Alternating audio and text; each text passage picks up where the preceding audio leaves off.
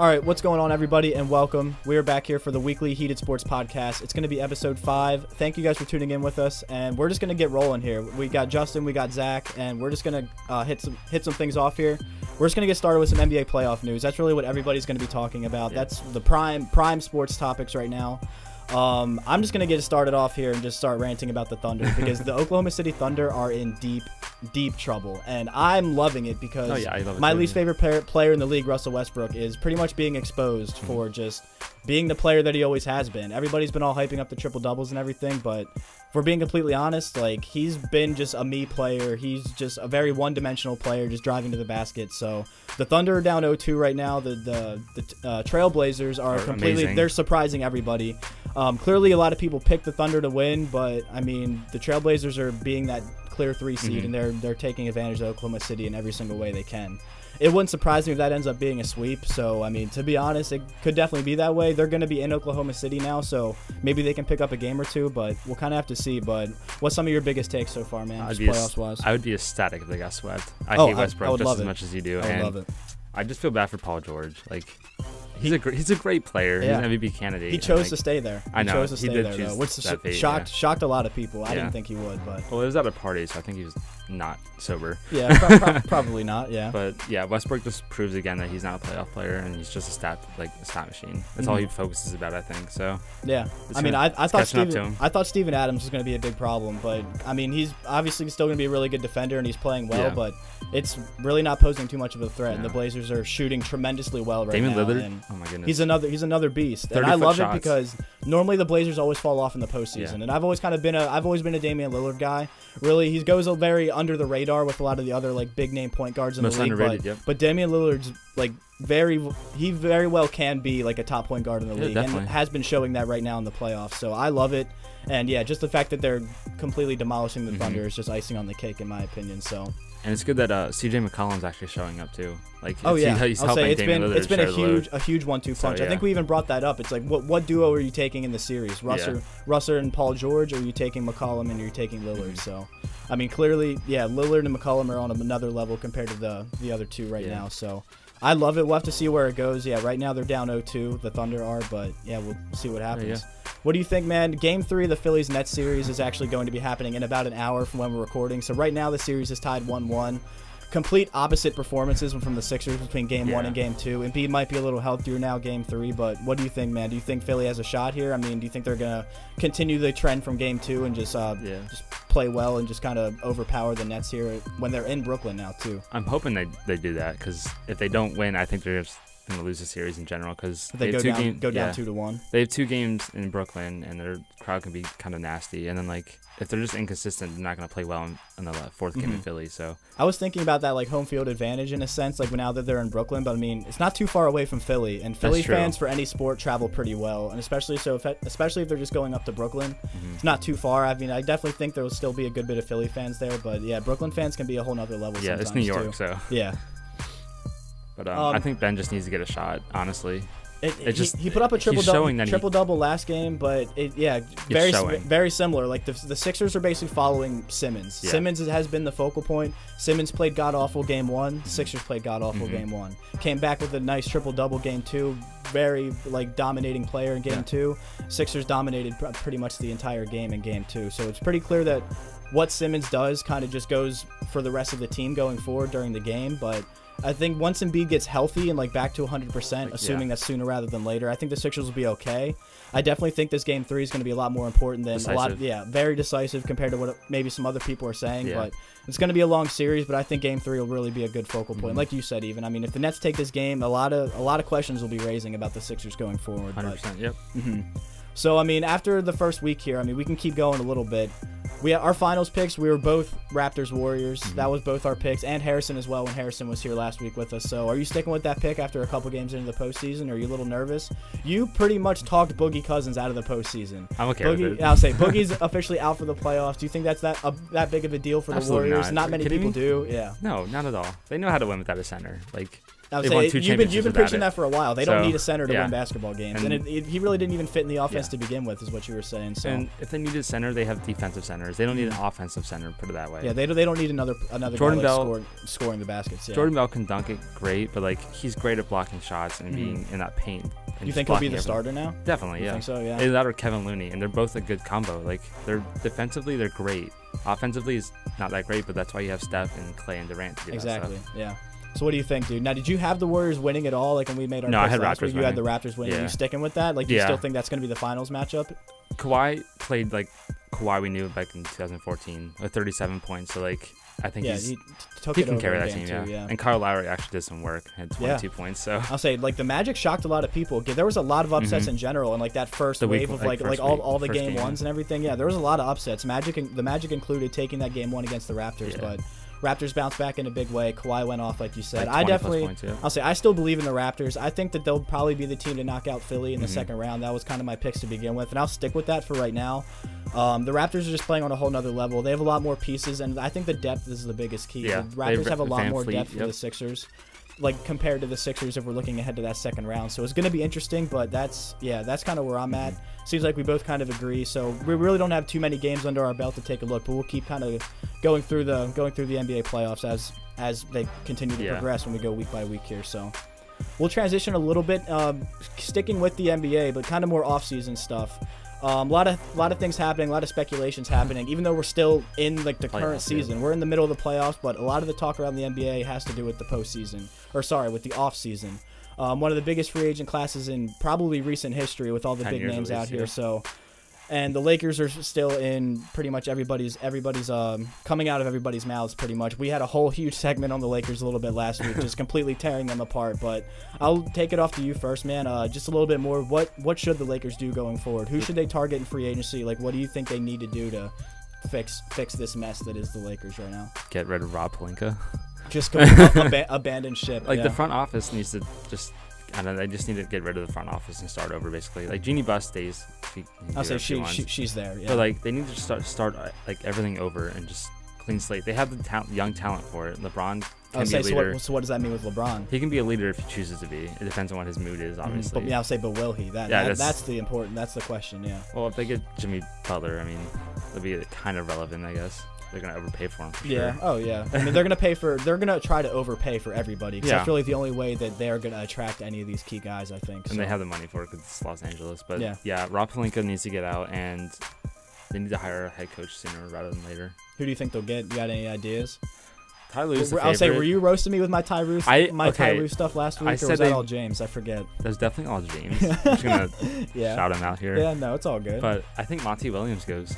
Yeah, he's Honestly, been in. I think so. From the Sixers, yeah. That's a much better move, I think. I mean, he's done great things with the Sixers being an assistant over there. So I mean, I think they had talks with him like yesterday or a few days ago, like during like the off days between Philly and Brooklyn when they're traveling. But it'll be interesting. That he's been in a lot of talks as of like lately. But yeah, Ty Lue still a lot of people's front runners. He's just because of LeBron. I'll say he's the favorite because he's LeBron's favorite, and this is LeBron's team, and especially after Magic's leaving, it's especially LeBron's team. So 100%. But yeah, I really hope Monty Williams gets it, honestly. Yeah, he deserves a head coach. He'll be much better for the Lakers. If the Lakers want to win and they want to build like a legitimate team around LeBron, he'll be the much better fit. He'll be the much better coach because he'll be a coach. If Ty Lue's there, he's not going to be He's going to be a friend. LeBron James will be the coach and Ty Lue will be his friend. That's pretty much what that'll end up being. That's what happened in Cleveland. Exactly. So I'll say, so I'm just going to read off some of these names here because I mentioned already that this is going to be like one of the biggest free agent classes in a while. So Kevin Durant, Klay Thompson, Boogie Cousins, Kemba Walker, Jimmy Butler, Kyrie Irving. Some of the biggest names in all of the NBA are all going to be unrestricted free agents this offseason. We'll start with KD. We were actually talking about this before the show a little bit. What do you think happened with KD? Like championship aside, whether the Warriors win it or if they don't, what do you think KD's going to do? He's staying, 100%. I just think it's the smartest thing to do, honestly. He'll get the money for it, but like, I don't think they're going to pay him. I think they're going to focus on keeping Klay. And I think Klay's been loyal to them. I think they'll be loyal to Klay. And it's like what we were talking about, I think, last week a little bit too. KD is petty. He's a petty NBA. He's a grown man, but he's one of the pettiest grown men in all of basketball. Yeah, sensitive too, yeah. He wants to be the guy. He wants to be the focal point, and we mentioned this. Yeah, Curry is the focal point of that team, and he always will be. Probably until he retires, because I don't see him ever leaving the Warriors. Definitely not. Unless some drastic things happen. But yeah. KD's not going to be the guy there, and it seems like that he wants to go to New York. Everything's pointing to him going to the Knicks. I don't think it's going to happen. That's it. And it's interesting because if Zion gets drafted there, he probably won't be the guy in New York either. Zion will be, but the Knicks are going to pay him. And I think if I'm correct and like the Warriors focus on paying Klay first and KD not as much, he's going to go where the money is at the same time, because I think he's going to make a move like that, especially if they win the championship this year. He'll have 3 rings. He's good. I don't think he really needs anything more than that. I don't think he's going to want to take less money just to stick with this team that they have right now. I don't know. He has a resume. That's all he has like for him. Like he has the 2 Finals MVPs. And I think that's what's going to like help the Warriors pay him and make him stay at least. And I could be wrong. I'm just kind of going off of what I think the Warriors are going to do. I think that fan base, that team, I think they love Klay. They want to keep the Splash Brothers together as long as they can. It's pretty crazy to think about them paying Klay more than KD or offering Klay more than KD. But the Warriors were perfectly fine breaking the wins record in the regular season before KD even got there. Obviously, they ended up losing the finals that year to LeBron and the Cleveland Cavaliers, but they've made it perfectly known. They've made it known a bunch that they don't need Boogie, they don't need KD, and that team is perfectly fine if they keep that original core that they have there. So it'll be interesting to see. I mean, like I've mentioned already, do you think Klay's going to stay? Do you think Klay's definitely going to be there? You agree with me there? Him and Curry are best friends on the court, honestly. When they start shooting together and catching on fire, it's great. It's a great combination. Do you think he takes less money though? If it's vice versa to what I was saying, and they want to pay KD, try to get Klay to take less, do you think Klay would do that, or do you think he tests the market a little bit? No, I think he can take the less money. He's taking the second role. Yeah, I'll say he's content with that. Yeah, he knows what's good for the team, and not he's not a selfish and petty player like Durant is. So I think it's going to be easy for him to take the less money and stay on the team and give them more money to Durant so they keep the success going. Yeah. So you don't think the New York Knicks dream isn't going to happen? No, you don't think the big 3, Kyrie, KD, and Zion, it's not happening? Idiot. I can't stand Kyrie Irving. He's a baby also. Oh yeah, I think if he doesn't go to the Knicks and that Knicks thing doesn't happen, clearly he's not staying in Boston. He's going to Brooklyn. Brooklyn? Yeah. The Lakers. Actually, I think the draft just basically tells the NBA free agents what to do, honestly. In a sense, that's definitely true. That's a good point. Kyrie going back to Cleveland if Cleveland gets Zion. Going back to Cleveland? I think that could happen. Back to his first team. Yeah. LeBron's done it. I think Kyrie can do it. They would love him. Exactly. He's the guy that won them the championship making that shot. He'll be embraced very easily. He did pretty well in Cleveland before he got traded, but he got traded because of LeBron. Exactly. That's the only reason he didn't. It's not like he didn't like Cleveland or the management there. He just got traded because he didn't like playing with LeBron. Yep. So if he has Zion, another star, he can easily go back and win some. Sexton's good too. Not a lot of people talk about him just with how bad the rest of the team was, but Sexton's still pretty good. I like him a lot. But do you think Kyrie Irving? Where do you think Sexton will go though if Kyrie goes to Cleveland? He's not tall enough to be a shooting guard. I don't know. Because Jimmy Butler's 6'8" and he's a shooting guard. That's pretty tall. Yeah, I'm not too sure. I mean, I feel like they would still keep him, but that's why I really don't know if Kyrie. That's really why I don't know. I don't know if Kyrie would go there, just because if they're set on Sexton, then they'll build around him and try to target maybe some other free agents or target some other positions in the draft. I'm sold on Kyrie going to the Knicks or the Lakers. That's kind of what I'm thinking. Really? The Lakers? And all that news came out with him and LeBron being best buds again. I mean, if LeBron wants him, I feel like LeBron could easily convince Kyrie to get there. LeBron wants Lonzo. He likes Lonzo. He does like Lonzo. And he's younger than Kyrie, and I don't think he still wants to play with LeBron. You don't think so? No. He tried it once. They won a championship. That's great, but they obviously didn't. They went separate ways. It just shows that I just don't know where else he's gonna want to go. The Brooklyn one is interesting, and that would actually be really good. I think if Kyrie would go there. D'Angelo could go to shooting guard for sure. That's an easy transition for him, definitely. So. And he can shoot from deep. Yeah. And the last free agent I'm going to talk about is Mr. Kemba Walker, because absolutely nobody is talking about him being a free agent because Kyrie is a free agent. Yeah. And, I mean, if you're going based off of skill between one of the two, everybody's taking Kyrie. But Kemba is I think he's going to be a very highly sought-after free agent. He's going to be a cheaper version of Kyrie and a more respectable and less of a distraction version of Kyrie in a sense. The team that we were talking about a little earlier, before we started the show, is I think Phoenix is going to target Kemba. That's what a lot of like the research Very I've done. A lot of people are kind of making that pick, and they have the money to spend on a pretty high level free agent. So maybe not like a Kyrie or a KD, but if Kemba had like the mutual interest, I think that could definitely work. And if they get a lottery pick, assuming it's one of the big three and RJ, John Morant, or even Zion, if they get the number one pick, I think that team would be interesting.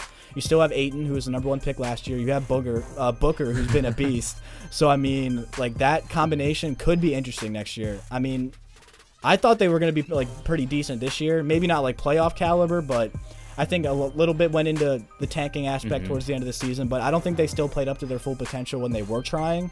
So it'll be interesting to see if they can land one of those guys or if they can improve. But I think Kemba needs to be talked about a lot more. And I think once this postseason's over and free agency actually starts, I think a lot of people they'll remember him and they'll kind of just they'll be talking about him a lot more. Imagine if Zion goes to Phoenix with those two other players plus Kemba. Yeah, it'd be ridiculous. I mean, I think Adam Silver and everybody that's like high up in the NBA, they're like fiending for Zion in New York. Yeah. And I'm gonna preach that the lottery's rigged because I still think it is. 100%. And if the Knicks get it, it's just gonna prove my point. Yeah. It think the Cavs and the Suns all have like an equal shot or very close to an equal shot. Or like 14% or something like that. Yeah, so I mean it'll be interesting. It wouldn't surprise me if the Knicks get it, but I would love to see him in Phoenix too. I think that'd be a great fit. And that'd be a dangerous team if they get one of these free agents we've been talking about. I would love to see him in Utah, honestly. Utah? With Donovan Mitchell. That's a crazy combination too. Yeah. And like they have the money to spend. They don't go after I'll say big they don't free have agents, they don't have anybody like on the payroll right now that's like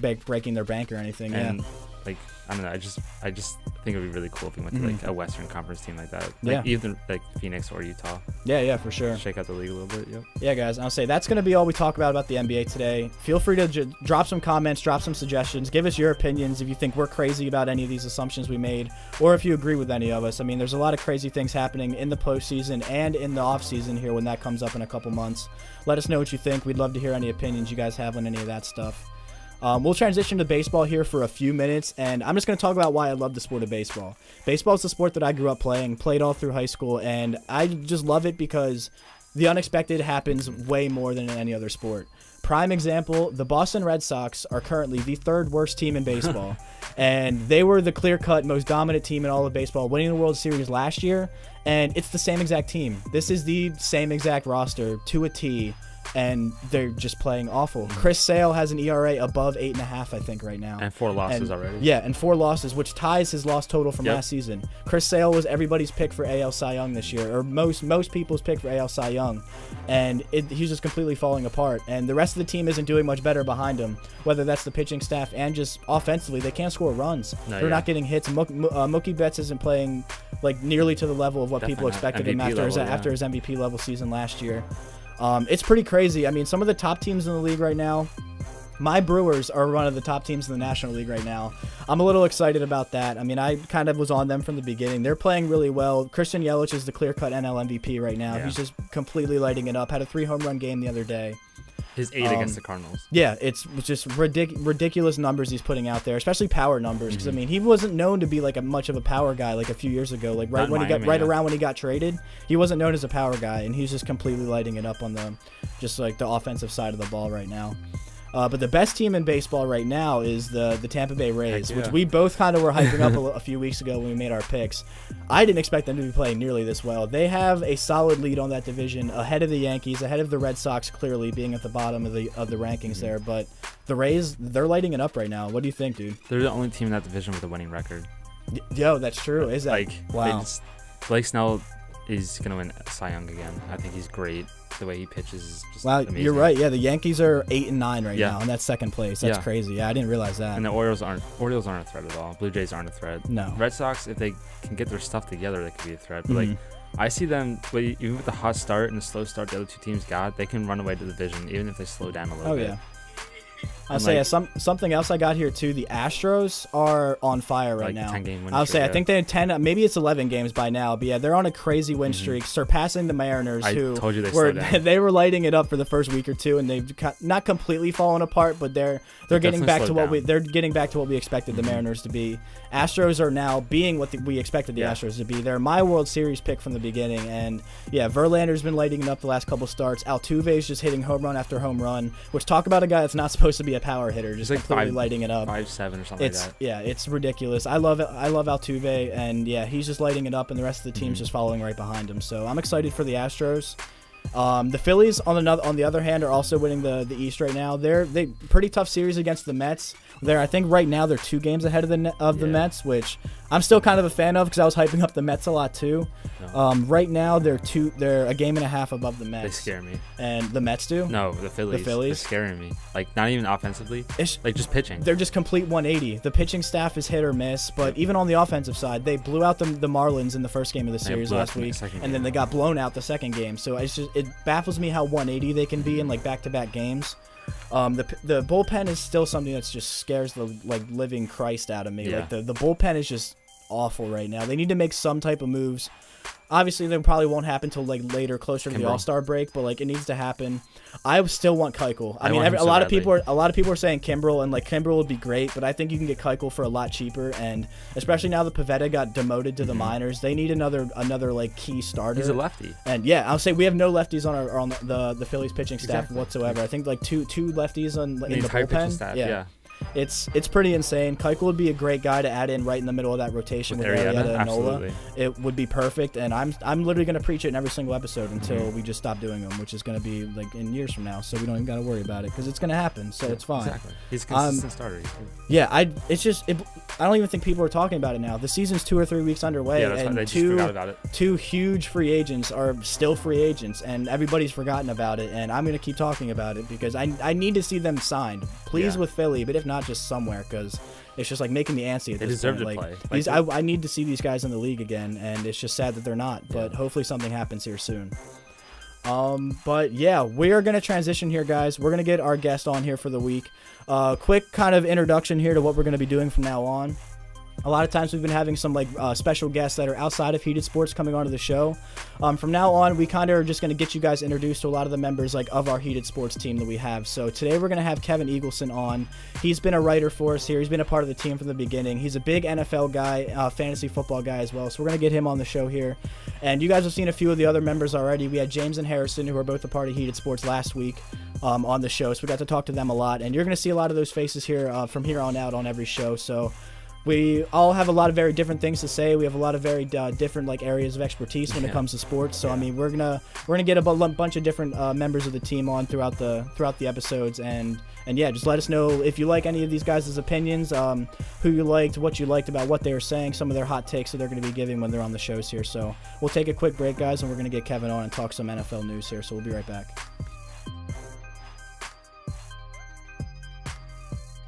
All right, guys, we are back here now. We have Kevin Eagleson here with us, and he's been a part of Heated Sports since the beginning. He's been writing articles for us. So what's going on, man? Tell the people about yourself real quick.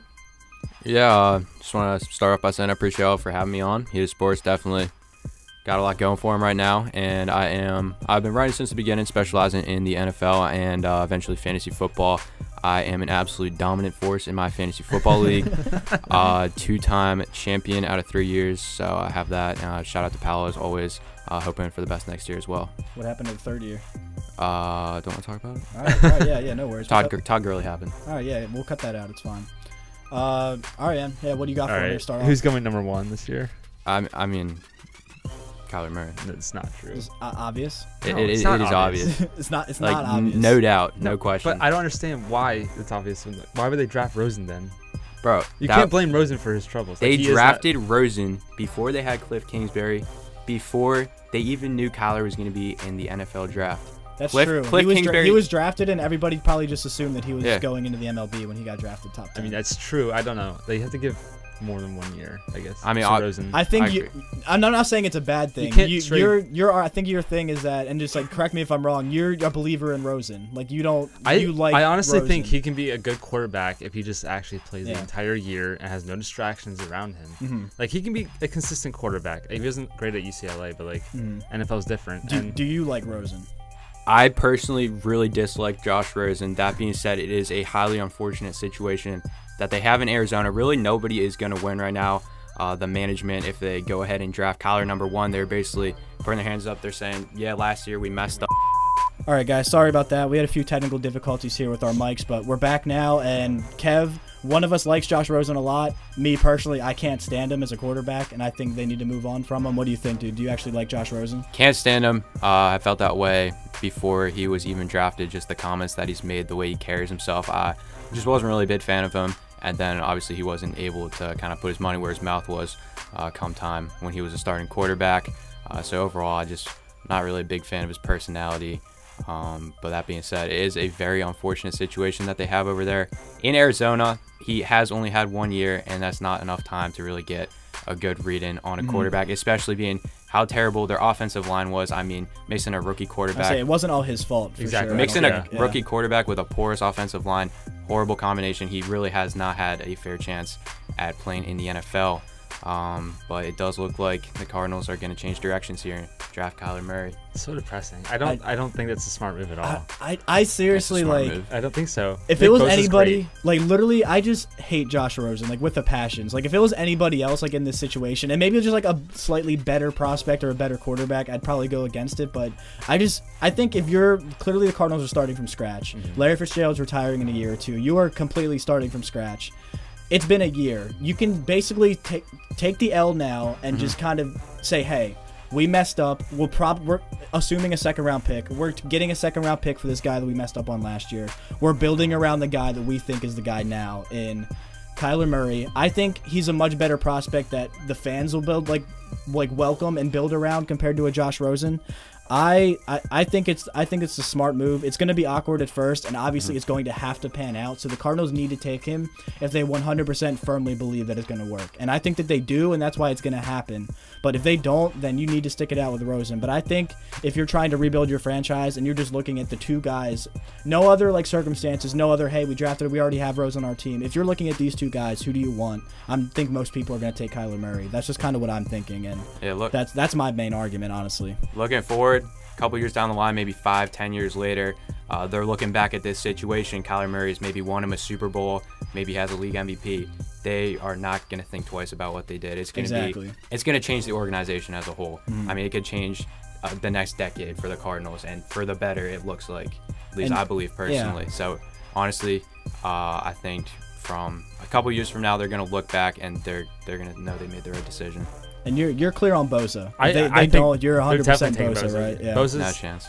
I think he's just a better, like, fills the need that they have. Like, defensively, they need to fill the needs more. And I agree with that. Like, they have a big need for an edge rusher, and Bosa's like a complete animal. Like any defense. It's literally just coming down to, like, it's kind of like cliche, but like what they decide. Like, if they want Rosen, they keep Rosen. And if they don't, then they're going to have to go with Murray. So it's kind of just like whatever they're deciding from there. So, but say Cardinals do get rid of Rosen, where's he going to go? Where do you guys think he's going to go? Patriots? Yeah. I don't think so. Patriots apparently have an offer in already. Chargers and I'm sticking with the Patriots. The Redskins, I think, might be another I know team. The Redskins How do you feel talks. about that? Yeah. I want Drew Lock or Daniel Yeah, I'll say, Jones. yeah, you want one of those Redskins other guys. are honestly probably the most likely destination, in my opinion. I think they would be willing. That's because they'll be willing to give up a lot more than the Patriots will. The Patriots, I think, if they see an opportunity, they can just get this guy for what they consider to be a steal. Yeah. I definitely think they're going to take the opportunity and do what they can in that organization to turn him into the quarterback he can be. Yeah, a lot of reports have been out there that those are the three prime candidates, and apparently they all have offers in right now, and they're all around like a second-round pick. And it sounds like the Cardinals are it's going to be a waiting game. They're going to wait it out and just see who pushes it up and offers a first-round pick. Because, the Redskins not, but Chargers and Patriots have two, obviously, like, more late first-round picks, which would be still I think it's a little like steep for Josh Rosen, but if one of those teams really likes him enough, they could easily pull the trigger and give up that late first rounder for him. So I think that's what they're waiting for. We're not going to get a decision until 15 minutes before the draft, I think, like is when we're actually going to see how it unfolds and what they decide. They've already made comments this week saying they don't know what they're going to do, and that's obviously going to be the right answer. They're not going to bail on Rosen before officially doing a trade or anything. So that's kind of where we're at. Let us know, guys, what you think. Where's Kyler Murray going to go? We have some conflicting opinions here, to say the least. So what are you thinking here, dude? But we'll just kind of transition here. A big topic that we are going to talk about that Kevin's on is the AFC North. big Ravens guy. You didn't mention that, but Huge. diehard Baltimore guy, big Ravens fan. Yeah. I've obviously, like I've mentioned, a diehard Steelers fan, so we've kind of been going there too. But we're gonna get into that here in a quick second, guys. So we're just gonna do one little short break, and we'll be right back. All right, guys, we're back here again. We're just gonna go right into it. We got Kev here. We have some conflicting opinions on what the state of the AFC North is gonna look like for the season. So first off, what was your reaction when Cleveland made that blockbuster trade, got OBJ, and what are your thoughts on the state of the AFC North? Both of our teams being in that division. Are you scared of Cleveland? How do you think they're gonna do next year? I mean, honestly, I think it is going to be a highly competitive division, and the OBJ trade really, in my opinion, just put the Browns over the edge. Before that even happened, I really believed the Browns were going to win the division. I think they have all the pieces in place. I think Baker's second year, he is going to come back stronger, even stronger than he was the first year. And I truly believe that they are going to win the division. That Odell got traded, I was actually asleep when it happened, but I woke up and I saw the breaking news, and I honestly couldn't believe it, but it made sense. Pairing him with the young quarterback, just giving him all the weapons he needs, and with his friend Jarvis Landry, probably the best passing attack. I like that story. Just best friends, LSU together. Like you see all the clips and everything now that they're on the same team. So I just think that's really cool. But yeah, clearly a blockbuster move, giving them like an extra edge, and that's when all the hype pretty much happened. And now that the schedule's out, everybody's making all their predictions. Schedule coming out a couple days ago. Everybody's making their picks. No chance they win the division? No. Who, the Browns? Nah. Is there a better team on paper in the NFL? I know that doesn't mean wins, but is there? They're young. They're very young. And I'm not saying skill-wise on paper they should be very good. But we were talking about the Phoenix Suns in the NBA. Yeah. Not that they're a top team in the league, but on paper that team should be pretty good in winning games, and they're just not, because it's a lot of young pieces and a lot of inexperienced coaching. And I literally thought of that on the spot, but that's kind of my comparison with Cleveland. I think they'll be a good team. Right now, looking at their schedule, my initial reaction was 9-7. I think 9-7, getting an AFC wildcard spot at 9-7 is very doable, and I think that can definitely happen. But I love Baker Mayfield. I'm not saying he's going to have a sophomore slump, but I always bring up Dak Prescott. Dak Prescott, rookie of the year, his first year in the league, completely lit it up, and he's I'd say average quarterback right now, and his second year was completely awful. And it was the same exact team around him, same coaching staff, same O-line and Zeke, just completely crapped the bed that second year. And I'm not saying Baker's going to do that, but I definitely need two legitimate years starting as a quarterback for me to actually back them up and say they're going to be an actual threat in the AFC, because that's kind of what it sounds like you're making it out to be. I really believe they're winning the division. I think Baker, he's a different breed of quarterback. He's going to change that team. He already has. They won 7 games last year. Baker didn't even start till week 3 maybe? Week 4, I think, is that first game. Week 4.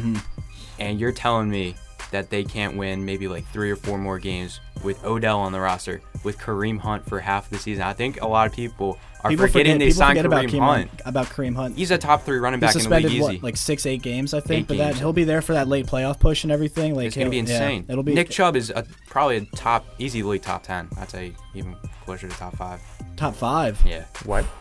I'll let you think about that one that's for strong. a little bit. Maybe back into the top 10, but that's what I'm saying. In between 5 and 10. That closer duo, to 5 and 10, maybe 7. That duo will probably be one of the best, if not the best in the league, once Kareem Hunt's back, and I'll say once he's in full form, because he obviously has all this time to prepare, so I don't see him being slow out of the gate when he gets back. But those two together will be pretty lethal.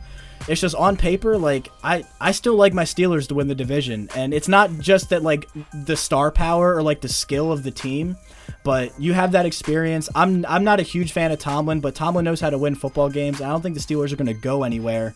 Big Ben led the league in passing last year, and you lost Antonio Brown, but you still have Juju. They signed a couple of key pieces on offense and defense. I think the draft is going to be big for Pittsburgh on whether I think they'll take that next leap or not, but I trust that they'll address some key needs on defense for them, and that's really where they're struggling right now. So that's kind of what I'm looking at, and I think it's going to be a competitive division. I said it earlier, with you guys before we started. I think it could very well be 3 teams out of the AFC North in the playoffs.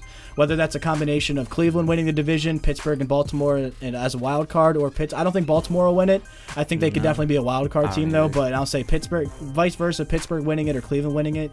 It's going to be a competitive division with Cincinnati kind of being on the tail end of all that, but it'll be interesting to see. I'm still going to ride with my Pittsburgh Steelers. I'm trying to be as unbiased as possible. I don't think I'm being too crazy in thinking that.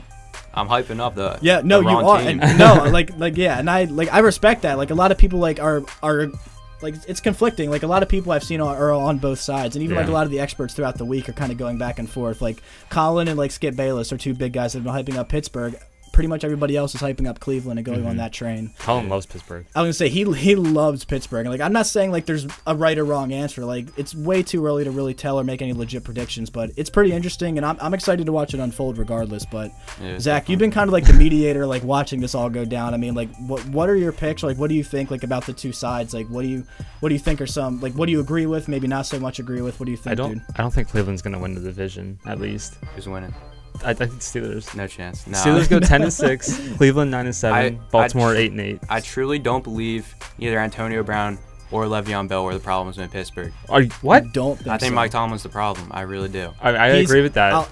I'll say I do agree with that. He's a legit problem. But Pittsburgh doesn't get rid of their coaches often. And they don't. And that's the one frustrating. And if it's a good coach, then it works. Yeah. You know, like, I mean, I loved, like, Cowher, and, like, they stuck with him through a lot of, like, tough times, but they stuck with him, and he ended up winning championships with them, and I respected that a lot.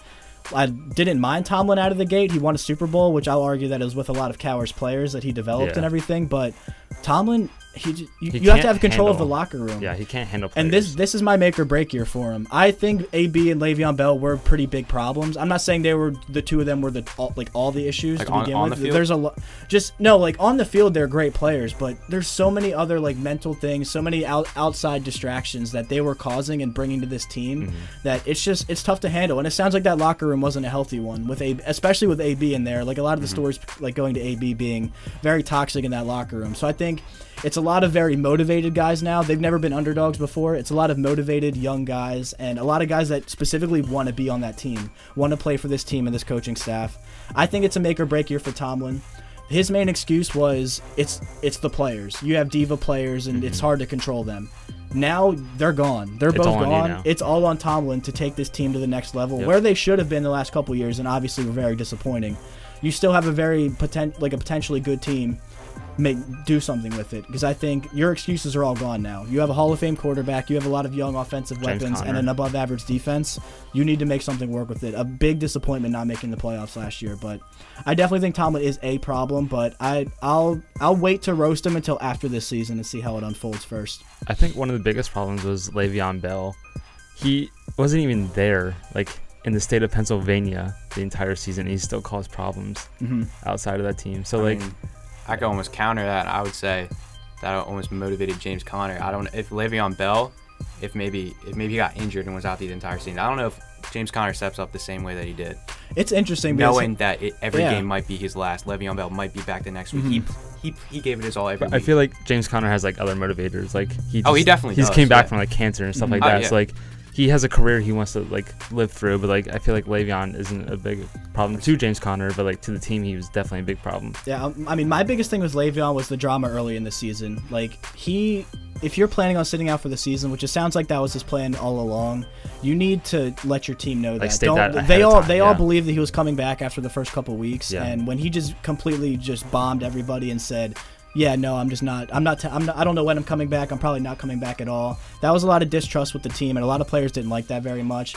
And that's just added distractions. They went the entire season answering Le'Veon Bell questions when the guy's rapping in Miami and he's dealing with Le'Veon Bell questions. So, like the whole team has to answer for Le'Veon Bell. So that's very big distractions that are gone now, and I think it's going to benefit him for the seasons and this season and just going forward, I think. Yeah, I mean, they definitely still do have some weapons. Like I said, Tomlin is the only thing I'm worried about. And it is a tough division. I see the Browns, like I said, I think they're getting 10 wins around that area. I see the Steelers and the Ravens both hovering around kind of 8-8, 500 seasons. I think they're both kind of at that level. It's kind of a coin flip, honestly, who I think gets second place. And it's just going to be tough for them playing the Browns and the Ravens. That entire division, honestly, you really never know. I really believe the Ravens might lose to the Bengals twice. I could say the same. Steelers might lose one to the Bengals. Like games you don't expect to lose, it happens in this division. Oh yeah, I'll say it's a competitive division. It always has been. Don't forget about like Freddie Kitchens. Yeah. He's a rookie head coach, and like I don't know if he knows how to handle all those players on one team. So like that's just another reason why I don't think Cleveland will win the division now. Like this year, say like 2-3 years, definitely. they'll be working together. They have chemistry, but like they're starting off brand new, like a whole new team basically. So like I'm not saying they're going to the Super Bowl. I truly don't believe that. No, I don't think so either. But I think they're going to win the division. I don't think that can happen. I like Steelers know how to win that division. John Harbaugh. He knows how to win that division. So like you need to get a coach who can win the division, and Freddie Kitchens will develop that eventually. But like for now, it's not there. Yeah, I think it's going to be interesting. I mean, that's very vague, but the draft is going to tell us a lot, I think, and I'm excited for it either way. But yeah. I'll say we're going to close it out there, guys. Let us know what you think about the AFC North and just in general. I mean, what do you think of the Browns? Are you on the hype train with the Browns, or are you trying to take a little step back here real quick? So we'll end it there, guys. I just want to do a quick announcement real quick. Big news coming out of Millersville University and out of Lancaster. Our very own James Duncan started his own brand. It's going to be HCC TV, helping creators create. It's going to be a podcast network that he's pretty much running and started. Heated Sports is going to be a very integral part of that, and we're really excited to be a part of it. So images and links will be in the description, and images will hopefully pop up here. We'll be sure to take a look at that. A lot of content, a lot of very big variety of content is going to be coming here pretty soon. So if you're keeping up with Heated Sports, be sure to check that out. Give those accounts a follow, because a lot of exclusive like Heated Sports content will be on those pages as well. So we're excited to be a part of that with James, and be sure to check that out. So same thing as always, guys. Thanks for tuning in. Check out the website if you haven't already. Link will be in the description, and our social media as well. We have Twitter and Instagram, very active on those, so be sure to check those out, and we'll be here next Monday for you guys. So have a good night. See you guys.